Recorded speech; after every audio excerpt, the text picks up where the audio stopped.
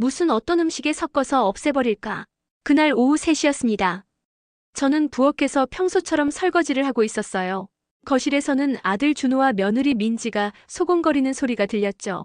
창문 너머로 비치는 햇살이 거실을 환하게 비추고 있었는데 그 따스한 햇살과는 대조적으로 민지의 목소리는 얼음장처럼 차갑게 들렸습니다. 미쳤어? 그건 너무 위험해. 제가 30년 동안 정성껏 키운 아들이 긴장된 목소리로 말했어요. 그냥 요양원에 모시면 안 돼. 그건 임시방편이야. 시어머니는 우리 인생을 계속 망칠 거야. 내가 알아본 약은 천연 성분이라 검출도 안 된대. 심장마비로 위장할 수 있어. 그 순간 숨이 멎는 것 같았어요. 거실에서 들리는 소리가 제 죽음을 계획하는 내용이었거든요. 6년 동안 친딸처럼 챙겨준 며느리가 저를 없애려고 한다니. 온몸이 얼어붙었어요. 미쳤냐고. 그건 살인이야. 준호의 목소리가 약간 높아졌어요. 그럼 평생 시어머니 눈치 보면서 살 거야? 온라인 쇼핑몰 확장할 기회도 놓치고 이미 5억 대출받았는데 시어머니 때문에 우리 사업 망하면 어쩔 건데. 충격으로 손에 쥐고 있던 그릇이 미끄러져 바닥에 떨어졌습니다. 그릇이 깨지면서 날카로운 소리가 집안에 울려 퍼졌어요. 머릿속이 하얘지고 심장이 미친 듯이 뛰었습니다. 다리에 힘이 풀려 그 자리에 주저앉을 뻔했어요. 어머니, 괜찮으세요? 민지가 부엌 쪽으로 소리쳤어요. 방금 전까지 제 살해 계획을 논의하던 그 입으로 갑자기 걱정스러운 톤으로 바뀌었습니다. 괜찮아. 간신히 대답했어요. 그들에게 제가 대화를 들었다는 걸 알리면 더 위험해질 것 같았거든요. 그릇 하나 깨졌을 뿐이야. 다치셨어요? 제가 가서 치워드릴게요. 민지의 목소리가 달콤했어요. 방금 전까지 저를 심장마비로 위장 살해를 모의하던 그 입술에서 나오는 거짓된 다정함이 끔찍했습니다. 이 위선적인 모습에 소름이 돋았어요. 괜찮아, 내가 할게. 떨리는 손으로 깨진 조각을 주워 담았어요. 손가락이 베어 피가 났지만 그런 고통 따위는 아무것도 아니었어요. 제 생명이 위험한 상황이었으니까요. 그날 밤 문을 꼼꼼히 잠그고 이불 속에서 떨며 저는 결심했어요. 더 이상 가만히 있을 수 없다고. 먼저 행동해야 한다고. 30년 반찬 가게를 운영하며 참고 견뎌왔던 시간들과 아들을 위해 희생했던 모든 순간들이 떠올랐습니다. 이제는 제 생존을 위해 싸울 차례였어요. 안녕하세요. 저는 박순옥입니다. 올해 58세예요. 서울 강동구 천호동에서 남편과 함께 살고 있었거든요. 남편은 중소기업에서 부장으로 일하고 있고요. 저는 동네에서 작은 반찬 가게를 30년째 운영하고 있습니다. 매출이 월 800만 원 정도 나와요. 꽤 잘 되는 편이죠. 어릴 때부터 요리하는 걸 좋아했어요. 시집 오기 전에는 동네에서 제 김치가 제일 맛있다고 소문이 났었죠. 결혼하고 나서도 남편 회사 사람들이 저희 집에 오면 항상 제 음식을 칭찬했어요. 순옥 씨 음식은 정말 맛집보다 낫네요. 이런 말 들을 때마다 기분이 좋았어요. 그래서 28살에 아들 준호를 낳고 경력단절 주부가 됐을 때 남편이 제안했어요. 당신 요리 실력으로 가게 하나 차리는 게 어때?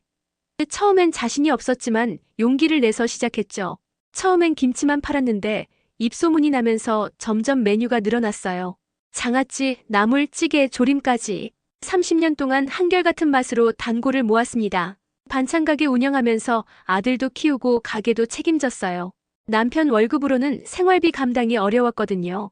아들 준호 대학 등록금도 제가 모두 냈습니다. 새벽 4시에 일어나 장을 보고 밤 10시까지 가게를 열었으니까요. 손이 트고 갈라져도 장갑 끼고 일했어요. 그래도 아들이 좋은 대학 나오는 걸 보니 보람 있었죠. 아들 준호는 올해 32살이에요. 대기업은 아니지만 안정적인 회사에 다니고 있고요. 월급이 400만 원 정도 됩니다. 컴퓨터 관련 일을 하는데 제가 잘 모르지만 프로그래머라고 하더라고요. 어릴 때부터 공부 잘하고 착한 아이였어요. 중학교 때는 전교회장도 했고 고등학교 때는 봉사활동으로 표창장도 받았어요. 대학 졸업하고 취직하기 전까지 제 가게 일도 많이 도와줬죠. 며느리 민지는 29살인데 패션 쇼핑몰을 운영해요. 온라인으로요. 결혼한 지 6년째인데 아직 아이는 없어요. 아들이 대학교 4학년 때 소개팅으로 만났대요. 민지는 패션 디자인을 전공했는데 졸업하자마자 온라인 쇼핑몰을 시작했더라고요. 처음엔 작게 시작했지만 지금은 월 매출이 2천만 원 정도 된다고 하네요. 저보다 훨씬 잘 버는 거죠. 처음엔 정말 좋은 며느리인 줄 알았습니다. 결혼 전부터 저를 엄마라고 불러주고요. 어머니 요즘 몸은 괜찮으세요라며 안부도 자주 물어보고 명절 때도 일찍 와서 음식 준비도 도와주고 그랬거든요. 제가 요리하는 모습을 보면서 어머니, 진짜 대단하세요. 저도 배우고 싶어요라고 하더라고요. 그 말이 그렇게 진심으로 들렸는데, 특히 제 반찬 가게 일도 도와줬어요. 온라인 주문 시스템을 만들어주면서 어머니, 이제 배달 주문도 받을 수 있어요라고 하더라고요. 정말 고마웠죠. 매출도 20% 정도 늘었거든요. 인스타그램도 만들어주고 스마트폰으로 사진 찍는 법도 가르쳐줬어요. 저는 그런 거 잘 몰랐거든요. 덕분에 젊은 손님도 많이 늘었습니다. 결혼 초에는 저희 집에서 같이 살았어요. 6개월 정도요. 신혼집 마련할 때까지만 있겠다고 해서 반대하지 않았죠. 그때는 정말 가족처럼 지냈어요. 아침에 일어나면 함께 커피 마시고 저녁에는 같이 TV 보면서 수다 떨고 주말에는 셋이서 드라이브도 가고요. 민지가 요리도 배우겠다고 해서 김치 담그는 법, 된장찌개 끓이는 법도 가르쳐줬어요. 신혼집으로 이사간 후에도 일주일에 2~3번은 왔어요. 남편 회사 근처에 집을 구해서 거리가 멀지 않았거든요. 가끔 제가 해준 반찬도 싸가고 명절에는 항상 일찍 와서 음식 준비도 도와주고 그렇게 5년을 행복하게 지냈어요. 사돈댁과도 사이가 좋았고요. 그런데 작년부터 관계가 서서히 변하기 시작했어요. 민지 쇼핑몰이 갑자기 성장하기 시작하면서부터였죠. 매출이 늘어나고 직원도 2명 채용했다고 하더라고요. 그러면서 사업 확장을 위해 투자가 필요하다면서 큰 금액의 대출을 받으려고 했어요. 5억이라는 어마어마한 돈이었죠. 제가 걱정돼서 조언을 했어요. 요즘 경기도 안 좋고 온라인 쇼핑몰 경쟁도 심한데 그렇게 큰 돈 빌리는 건 위험하지 않을까? 정말 순수하게 걱정돼서 한 말이었는데 민지가 그때부터 표정이 확 변하더라고요. 어머니, 저는 이 시장을 전문적으로 공부했고 트렌드도 알고 있어요. 지금이 투자할 기회예요. 살짝 기분 나빠 보였지만 그때는 단순히 사업 열정 때문이라고 생각했어요.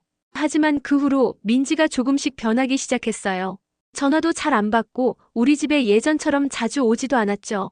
알고 보니 결국 그 대출을 받았다더라고요.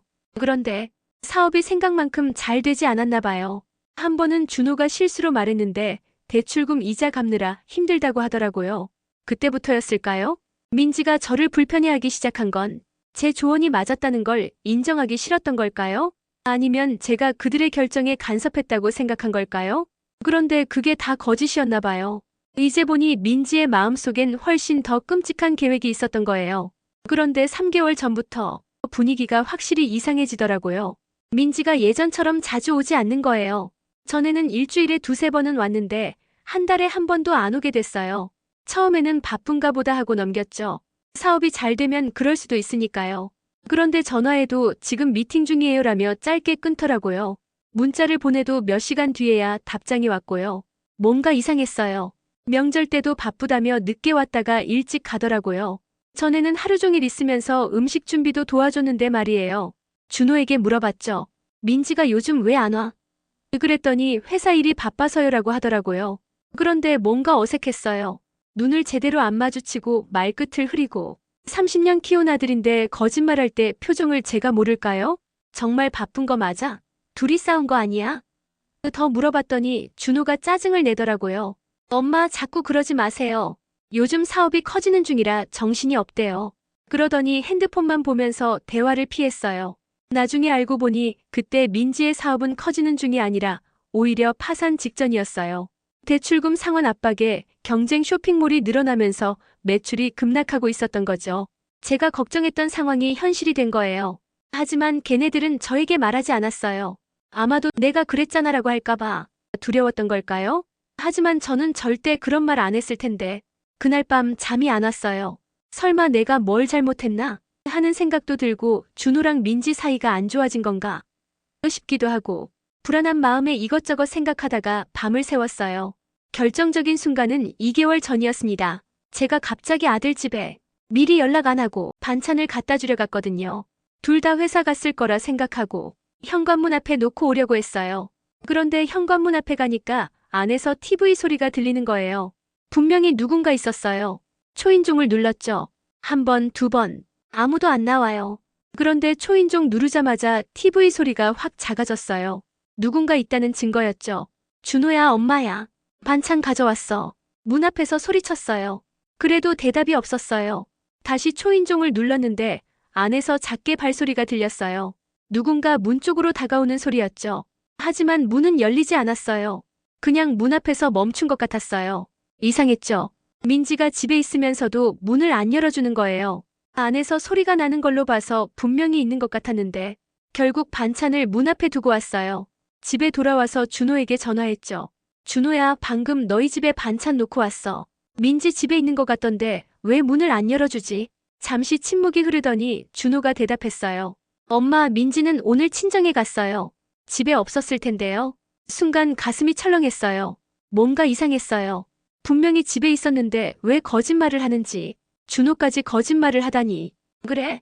그런데 TV 소리도 나고 누군가 움직이는 소리도 들렸는데 제가 다시 물었어요. 아, 그건 제가 출근 전에 켜놓고 나왔어요. 요즘 도둑이 많아서 켜놓고 나오거든요. 또 거짓말이었어요. 준호는 늘 꼼꼼하게 전자제품 전원을 끄고 나가는 성격이었거든요. 그날 이후로 의심이 커졌어요.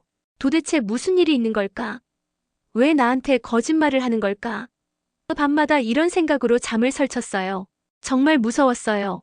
내가 가장 사랑하는 아들, 그리고 딸처럼 아끼던 며느리가 이상한 계획을 세우고 있다니. 머릿속에 온갖 생각이 들었어요. 민지가 나를 싫어하게 된 걸까? 내가 무얼 잘못했나? 아니면 둘 사이에 무슨 문제가 생긴 걸까? 하루하루 불안한 마음으로 지냈어요. 잠도 제대로 못 자고 식욕도 없어졌어요. 30년 운영하던 반찬 가게에서도 실수가 늘었어요. 손님이 주문한 거랑 다른 반찬을 포장하기도 하고 양념을 빼먹기도 하고 단골 손님들이 순옥 씨, 요즘 무슨 일 있어요?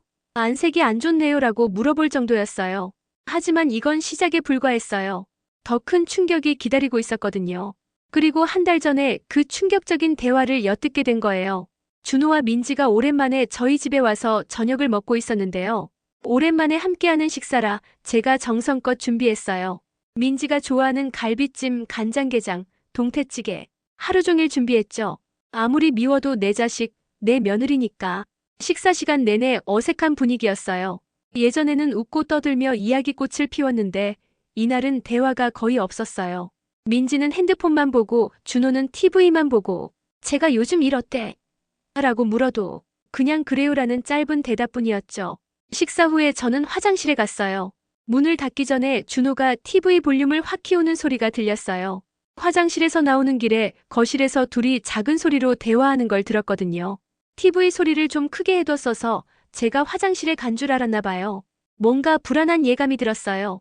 발걸음을 멈추고 복도에서 귀를 기울였습니다. 평소였다면 남의 대화를 엿듣는 건 예의가 아니라고 생각했겠지만 그때는 달랐어요. 뭔가 알아야 한다는 직감이 들었거든요. 그 약, 이번 주말에 반찬에 섞어볼까? 민지의 목소리가 떨리고 있었어요. 이번이 마지막 기회야. 은행에서 최후 통첩 왔어. 다음 주까지 이자 못 내면 경매 넘어간대. 말도 안 돼. 준호의 목소리가 낮게 깔렸어요. 진짜 그렇게까지 해야 돼? 엄마가 우리 집에 와서 반찬 만들어주실 때 넣자는 거야? 다른 방법 있어? 이미 5억이나 빚졌는데 당신 월급으로는 이자도 못 갚아. 사업 망하면 우리도 끝이야. 시어머니 반찬 가게만 있으면 우리가 살 수 있어. 그 순간 숨이 멎는 것 같았어요. 저는 다리에 힘이 풀려 벽에 기대어야 했어요. 정말 살해 계획을 실행하려고 하는 거예요. 그것도 제가 정성껏 만든 반찬에 독약을 넣어서. 어떻게 이럴 수가 있죠? 진짜 탈이 없을까? 의심받지 않을까? 준호가 걱정스러운 목소리로 물었어요. 천연 성분이라 검출이 안 된대. 심장마비로 위장되고 나이도 있으시니까 누구도 의심 안 할 거야. 민지의 목소리가 확신에 차 있었어요. 비용도 다 해결했어. 약값으로 500만 원 썼다. 이제 알겠어요. 5억을 대출받아 사업에 실패하고 이제 파산 직전에서 제 목숨을 노리고 있는 거예요. 저는 경악했어요. 어떻게 사람 목숨을 이렇게 가볍게 생각할 수 있을까요? 그래도 엄마인데. 준호의 목소리가 망설임이 있었어요. 선택해. 시어머니냐 우리 미래냐. 시어머니 반찬 가게만 있으면 우리가 새 출발할 수 있어. 그 가게 인수해서 프랜차이즈로 바꾸면 빚 다 갚을 수 있어. 더 이상 듣고 싶지 않았어요. 몸이 떨려서 제대로 서 있을 수도 없었어요. 화장실 문을 열고 나오면서 일부러 기침을 했어요. 어머니, 오래 계셨네요? 민지가 웃으면서 말했어요. 마치 아무 일도 없었다는 듯이. 아, 속이 좀 안 좋아서. 억지로 대답했어요. 얼굴에 공포가 드러나지 않게 최대한 노력했어요. 괜찮으세요? 제가 따뜻한 물 가져다 드릴게요. 민지가 부엌으로 가더라고요. 방금 전까지 제 살해 방법을 논의하던 나쁜 년이 이제는 친절하게 물을 가져다 준다니 정말 소름 끼쳤어요. 그날 밤 준호와 민지가 돌아간 후에 몇 시간을 그냥 멍하니 소파에 그대로 앉아 있었어요. 방금 들은 이야기가 믿기지 않았거든요. 진짜 내 아들과 며느리가 나를 독살하려는 걸까? 아니면 그냥 악몽인 걸까? 하지만 부정할 수 없는 현실이었어요. 그들은 정말로 저를 죽이려는 계획을 세우고 있었어요. 6년 동안 딸처럼 생각하고 챙겨준 며느리, 그리고 30년 동안 키운 아들이 저를 이렇게 생각하고 있었다니요. 공포, 분노, 슬픔이 한꺼번에 몰려왔어요. 밤새 눈물을 흘렸어요. 그리고 그때 결심했어요. 더 이상 가만히 있을 수 없다고. 내 생명이 위험한 상황에서 뭔가 대책을 세워야겠다고 생각했어요. 그런데 일주일 후에 더 충격적인 사실을 알게 됐어요. 민지 친정어머니도 이 끔찍한 계획에 가담하고 있었다는 걸요. 이제 이 문제는 단순한 며느리와의 갈등이 아니라 더 큰 음모였던 거죠. 그날은 토요일이었어요. 아침부터 비가 내리는 우울한 날씨였는데 제 마음을 대변하는 것 같았어요. 준호와 민지가 민지 친정에 간다고 나갔는데 출발하기 전 잠깐 들러서 제가 만든 반찬을 몇 가지 가져갔어요. 그 모습을 보며 등골이 오싹했어요. 이제는 제 반찬이 독살 도구가 될 수도 있다는 생각에 소름이 돋았거든요. 어머니, 김치찌개 정말 맛있어요. 친정엄마가 먹고 싶다고 했거든요. 민지가 말했어요. 친정어머니가 제 음식을 좋아한다는 말에 눈물이 날 것 같았어요. 그 사람도 내 살해 계획에 연루되어 있을까 의심했거든요. 두 사람이 서둘러 나가는 와중에 민지가 테이블 위에 핸드폰을 놓고 갔더라고요. 저는 설거지를 하고 있었는데 계속 카카오톡 알림음이 울리더라고요. 처음에는 신경 안 썼어요. 남의 물건이니까요. 하지만 알림이 계속 울려서 거슬렸고 혹시 중요한 사업 연락일까 싶어 화면을 봤어요. 화면에 미리 보기로 보이는 메시지가 정말 충격적이었습니다. 민지야, 야근 받았어? 바꿔치기 계획은 어떻게 됐어? 심장이 멎는 줄 알았어요. 떨리는 손으로 핸드폰을 들어 메시지를 더 읽었어요. 이건 민지 친정어머니가 보낸 거였어요. 반찬가게 양도 계약서 초안 변호사한테 받았어. 시어머니 서명만 있으면 바로 진행 가능해. 서명이요? 양도 계약서요? 저는 한 번도 반찬가게를 양도하겠다는 말을 한 적이 없어요. 이건 완전히 위조할 계획이라는 뜻이었어요. 다음 메시지가 더 끔찍했어요. 약사 친구가 보증했으니 확실해. 검출 안 되고 자연사로 위장 가능. 너무 걱정 말고 담대하게 해. 그리고 마지막 메시지가 모든 것을 확인시켜줬어요. 준호는 마음 약해서 못할 수도 있으니 네가 직접 해. 빨리 해결해야 가게 인수하고 빚 문제 해결할 수 있어. 온몸이 얼어붙는 것 같았어요. 민지의 친정어머니는 그저 돕는 게 아니라 이 모든 계획의 주도자였던 거예요. 심지어 준호보다 민지가 더 적극적으로 행동하라고 부추기고 있었고요. 메시지를 더 읽어보니 그들은 한 달 전부터 이 계획을 세우고 있었어요. 친정어머니는 약사 친구를 통해 검출되지 않는 독약을 구했고 변호사를 고용해 가짜 양도 계약서도 준비했어요. 심지어 제 서명을 위조하는 방법까지 알아봤더라고요. 가장 충격적인 건 그들이 계획하고 있는 사고가 어떤 건지 구체적으로 적혀 있었다는 거예요. 시어머니가 돌아가시면 장례식 후에 바로 계약서 공증받아. 준호는 유일한 자녀니까 상속 문제도 없어. 혹시 조사가 들어와도 증상이 심장마비라 의심받지 않을 거야. 핸드폰을 내려놓고 소파에 주저앉았어요. 이렇게 큰 음모라니. 민지와 친정어머니가 살해를 계획하고 제 가게까지 가로챌 계획을 세우고 있었다니요. 게다가 제 아들은 약한 마음을 가진 공범이었던 거예요. 몸이 떨려서 아무것도 할 수 없었어요. 민지가 돌아오기 전에 증거를 확보해야 한다는 생각이 들었어요. 떨리는 손으로 제 핸드폰을 꺼내 메시지들을 사진으로 찍었어요. 증거로 남겨야 했으니까요. 그리고 혹시 모를 증거를 더 찾기 위해 핸드폰을 좀 더 살펴봤어요. 갤러리에 들어가니 이상한 사진들이 있었어요. 우리 집 열쇠를 찍은 사진, 제 침실 모습, 심지어 제 약통까지 찍혀 있었어요. 이건 단순한 살인 계획이 아니라 철저하게 준비된 범죄였어요. 민지가 나간 후 저는 소파에 주저앉아 울었어요. 이렇게 배신당하다니요. 가족이라고 믿었던 사람들에게. 그것도 제 생명을 노리는 일이라니. 그런데 정말 절망적인 건 며칠 후였습니다. 제가 믿고 있던 남편마저 이 계획을 알고 있었다는 걸 알게 된 거예요. 이제 저는 완전히 혼자가 된 것 같았어요. 그날 밤 저는 민지의 핸드폰에서 본 메시지들 때문에 잠을 이루지 못하고 있었어요.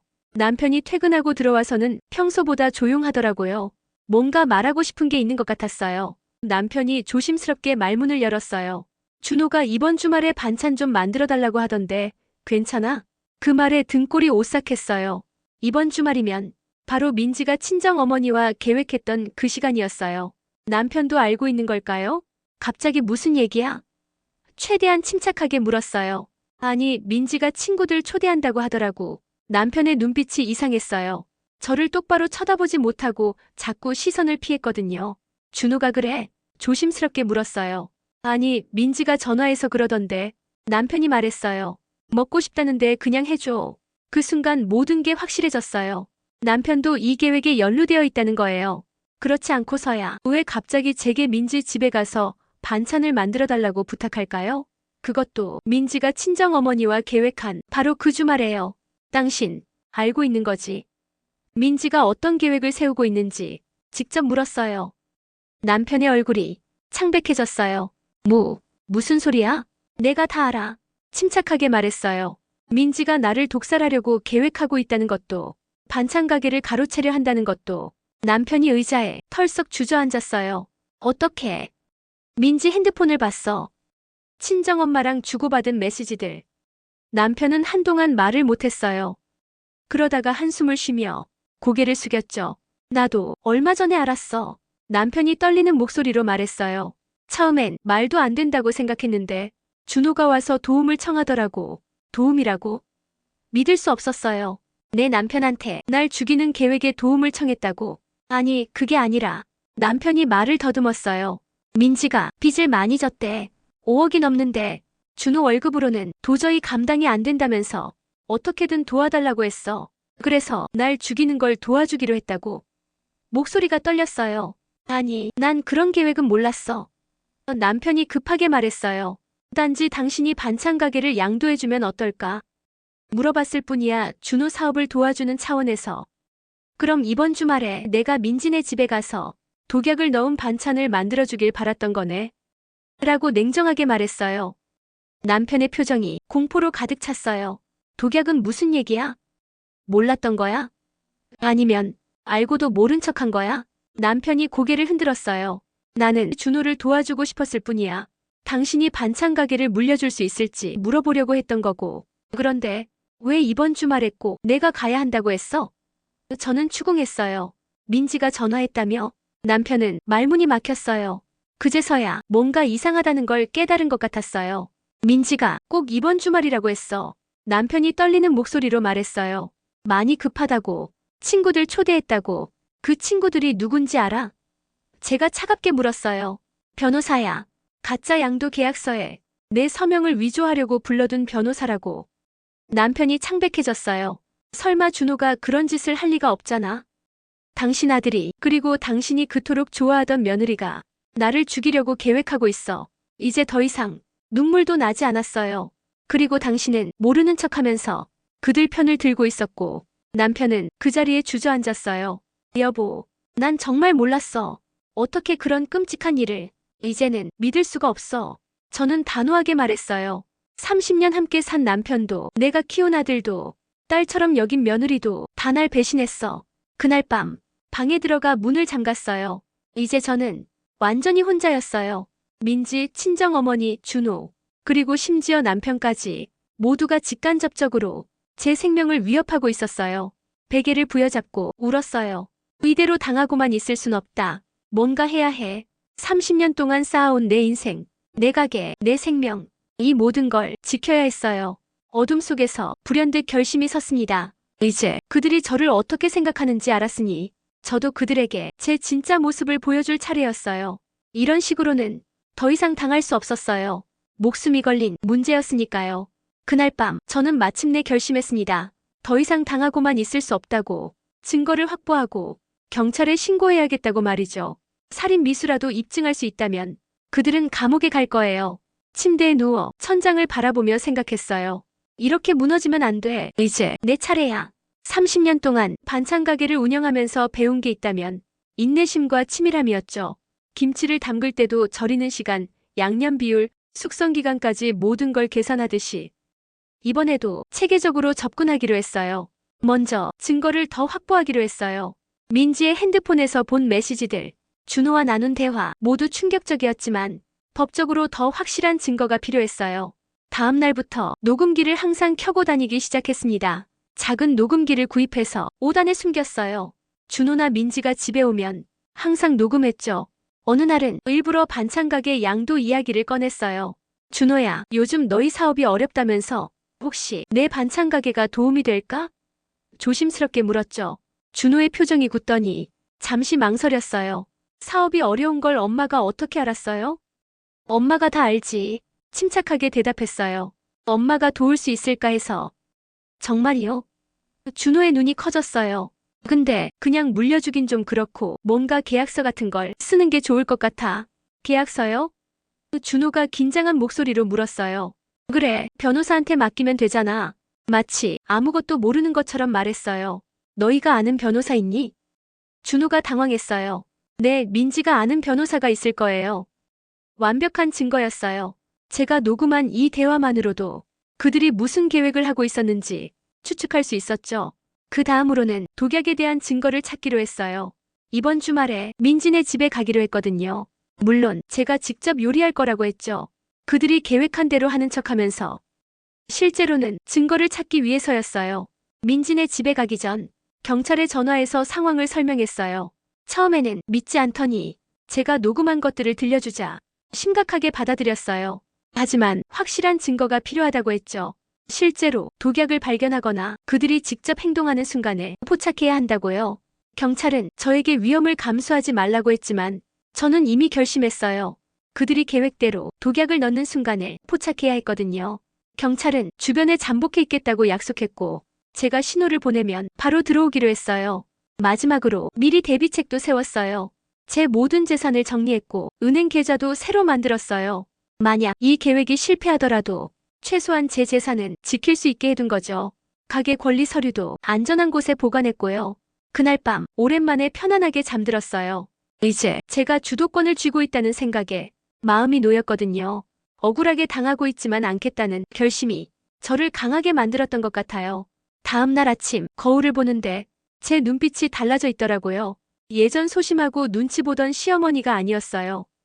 이제 제 인생, 제 생명을 지키기 위해 당당하게 싸우는 강한 여성이 되어 있었어요. 그리고 마음속으로 다짐했어요. 이제 시작이다. 박순옥, 네 삶은 네가 지켜야 해. 드디어 그날이 왔어요. 토요일 아침 저는 요리도구와 재료들을 챙겨 준호와 민지의 집으로 갔습니다.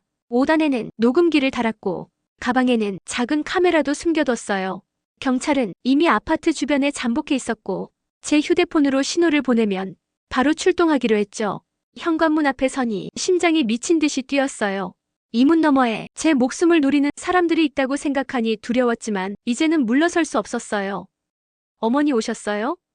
기다리고 있었어요. 민지가 문을 열며 환하게 웃었어요. 그래, 잘 있었어? 오랜만에 맛있게 요리해주고 싶어서. 최대한 자연스럽게 대답했어요. 어머니, 감사합니다. 민지가 가방을 받아들며 말했어요. 친구들이 오후에 온대요. 어머니, 음식 정말 기대하고 있어요. 그 친구들이 누군지 이미 알고 있었지만 모르는 척했어요. 친구들 몇 명이나 오니? 2명이요. 변호사 1명이랑 약국하는 친구요. 민지가 말끝을 흐렸어요. 변호사? 일부러 물었어요. 무슨 일 있어? 아니요. 그냥 오랜만에 보는 거예요. 민지가 서둘러 주제를 바꿨어요. 어머니, 주방에서 편하게 하세요. 준호는 조금 있다 올 거예요. 주방으로 들어가니 이미 재료들이 준비되어 있었어요. 묘한 느낌이 들더라고요. 보통 제가 요리할 때는 재료를 제가 직접 씻고 손질하는데 민지가 이미 다 해놓은 것 같았어요. 민지야, 이거 네가 준비한 거니? 채소들을 가리키며 물었어요. 네, 어머니 오시기 전에 미리 씻어놨어요. 민지가 웃으며 말했어요.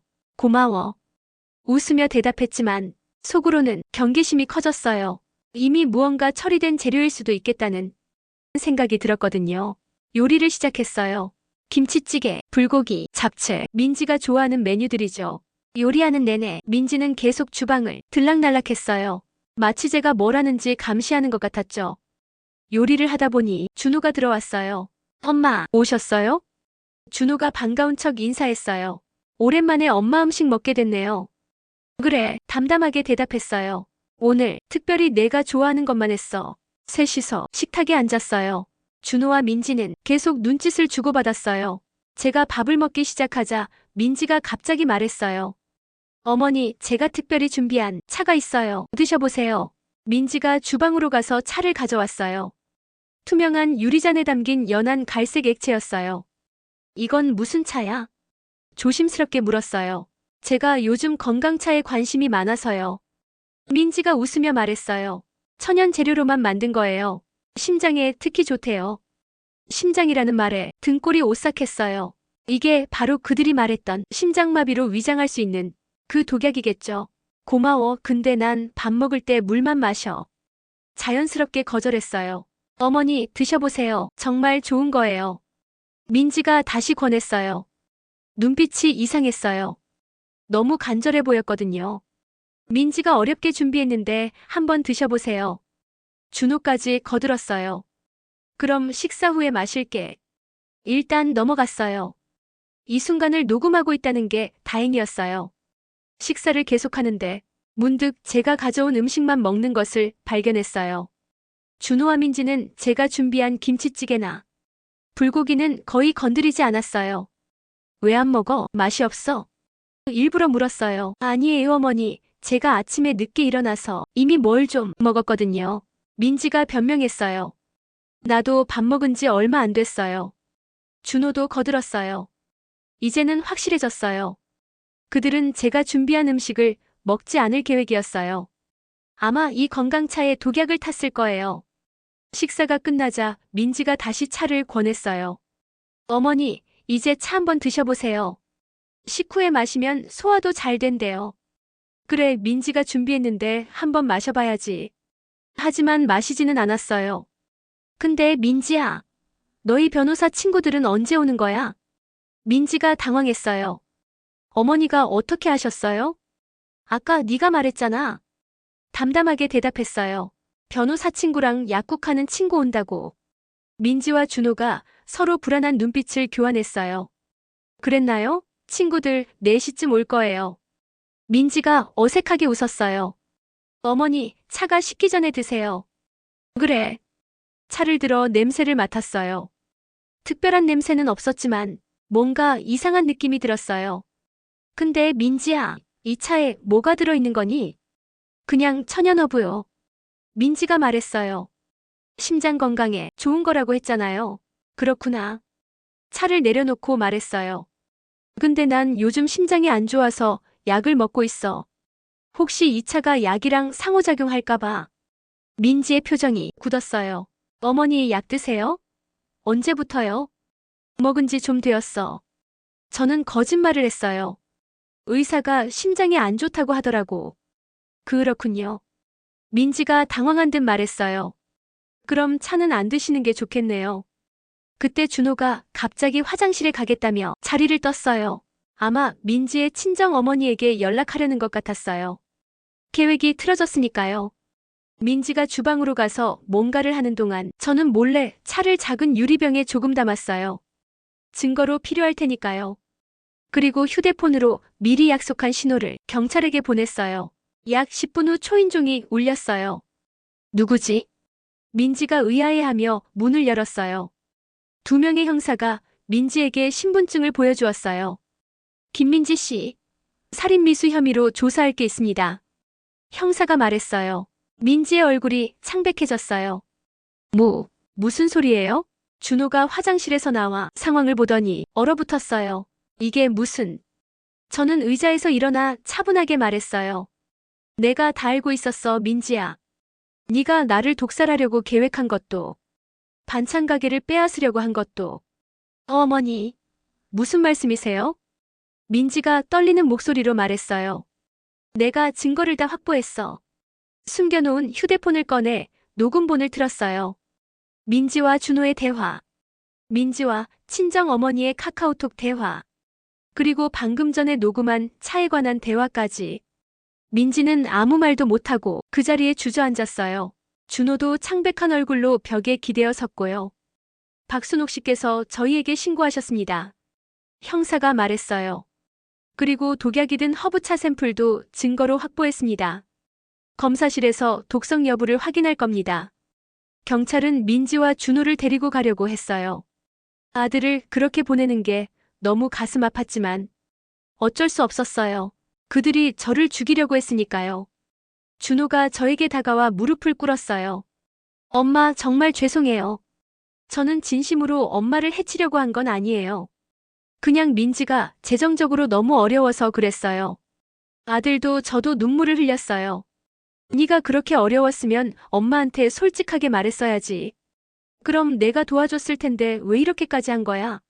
너무 부끄러웠어요. 준호가 울면서 말했어요. 민지가 5억이나 대출받아서 다 날리고 이자도 못 갚고 처음엔 단지 반찬 가게를 물려받으려고 했던 건데 민지 엄마가 점점 더 극단적인 방법을 제안했어요. 이제 그만하시고 모든 건 법정에서 이야기하세요. 형사가 말했어요. 일단 두 분 다 함께 가셔야 합니다. 민지는 마지막까지 저를 원망하는 눈빛으로 쳐다봤어요.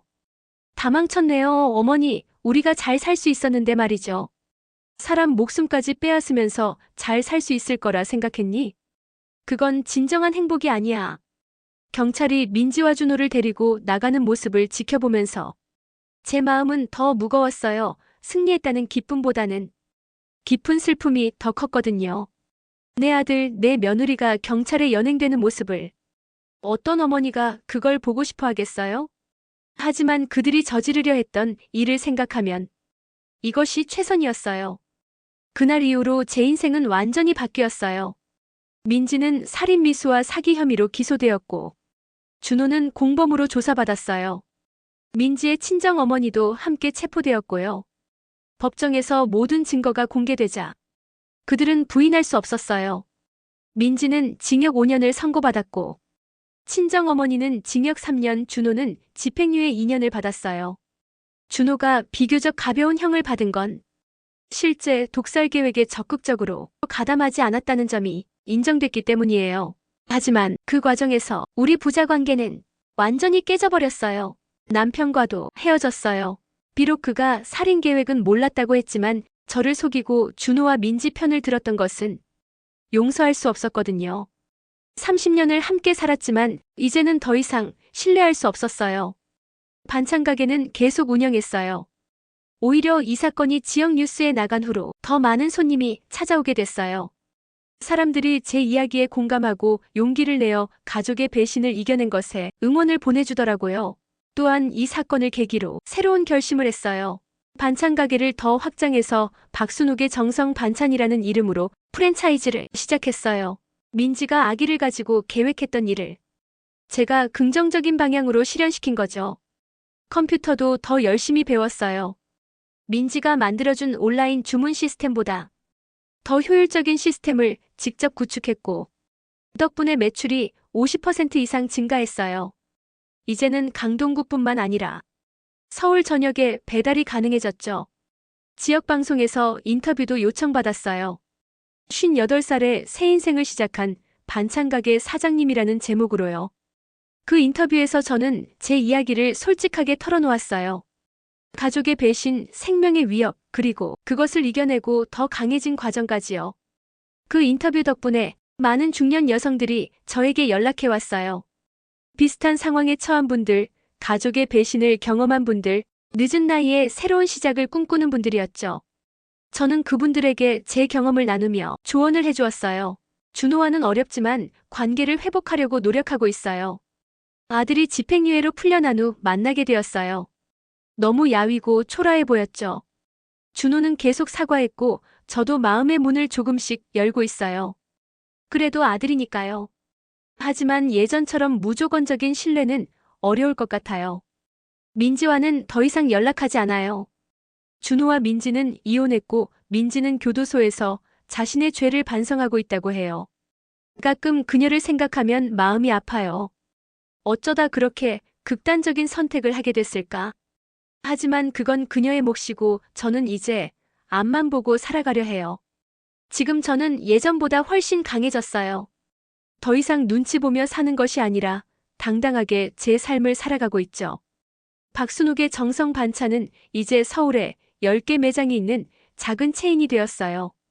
모든 매장에서 제가 개발한 레시피로 음식을 만들고 정직과 정성을 최우선으로 하고 있어요. 60살이 넘은 나이에 사업가로 성공하니 많은 분들이 저를 롤모델로 삼는다고 해요.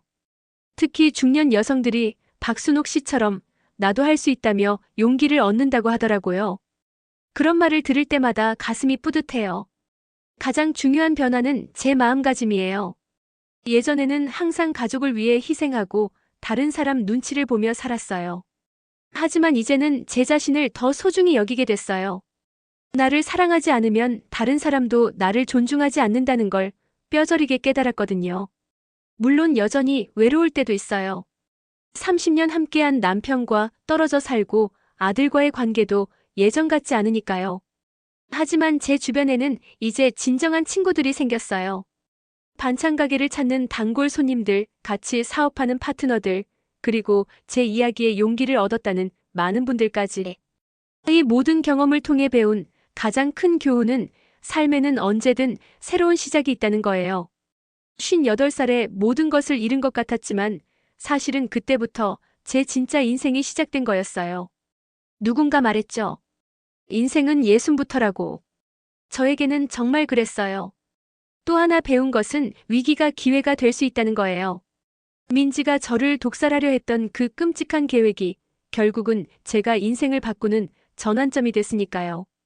만약 그 일이 없었다면 저는 아마 지금도 작은 반찬 가게에서 남편과 아들 눈치 보며 살고 있었을 거예요.